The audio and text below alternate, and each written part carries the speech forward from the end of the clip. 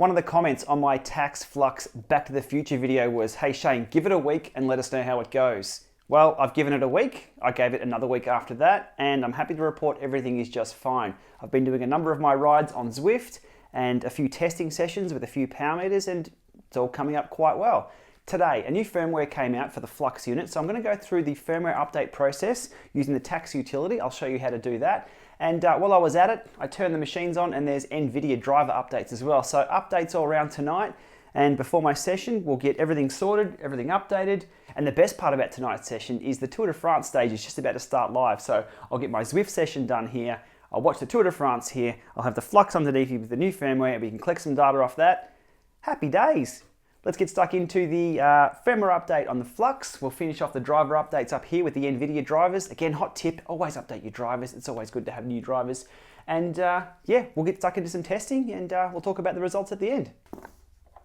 A few seconds to boot up. We'll go to the Tacx utility.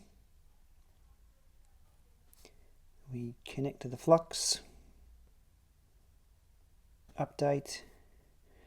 And we have an update of the firmware to 3122/041.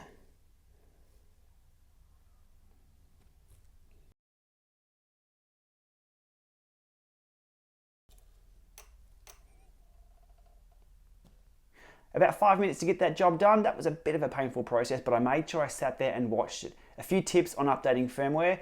Make sure the power isn't pulled halfway through a firmware update. Most devices are resilient and will recover from that, but just make sure just don't do it during a thunderstorm, or if your kids are going to pull out the cable. Just make sure you sit there and watch it complete through the whole process to ensure your trainer is updated, or whatever device you're updating. It's just good practice. So the updates in this firmware are, what's new? Improved upgrade process. Well, hopefully that improves the speed. And improved peak power and calibration. Sounds good to me. We can check this tonight. So what I'll do, standard 10-minute warm-up. We'll stop Zwift, or we'll unpair the smart trainer in Zwift. After 10 minutes, we'll do the calibration, and then we'll get into some data. All while the Tour de France is playing here. Stage 5, I think it is tonight. Can't wait.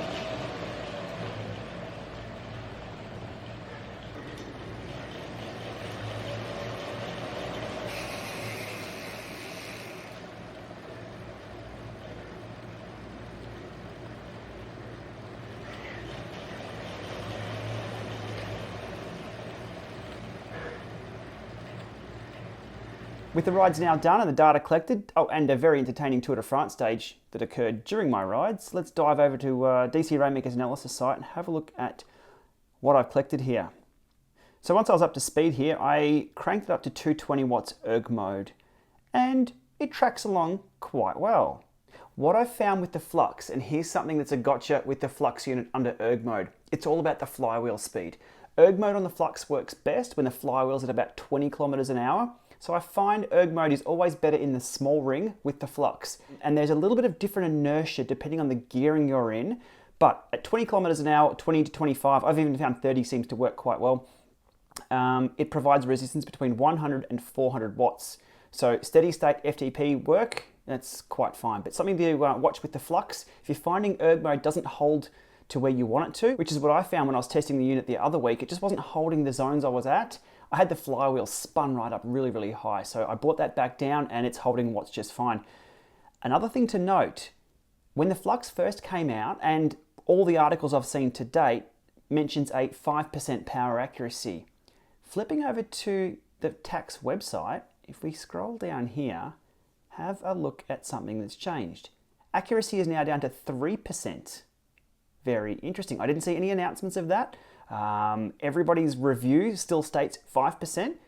Might be a firmware thing. They may have a little bit more confidence in the firmware that's now come out or a recent update. I'm not sure, but I spotted that. So within 3%.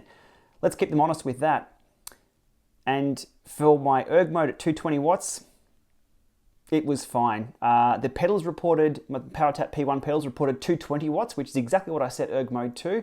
And the Flux itself, which I had on the other head unit, was 218. You'll always get a few watts here and there, and that's pretty much spot on. So a slower flywheel speed, so doing erg mode in the small ring, and probably mid cassette up the back, spot on. Now, one of the things with the new firmware was the peak power. So diving into one of my sprints here, there's going to be a second or two, depending on when you press start, depending on when you hit it with the pedals. So I'm going to ignore the little small sort of second delay there for now. I need to collect a ton more data to be sure, but there's only so many hours in the day and watts in the legs. But what we'll put this to the sword with now is the peak power. So the two peak powers we're looking at here is the PowerTap P1 pedals, which peaked out at, what do we have, 973, and we had the Flux peak out at 938.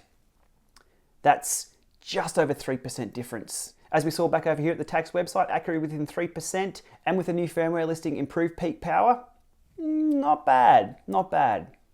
So from there on, a couple of just riding along. I did a few short bursts there.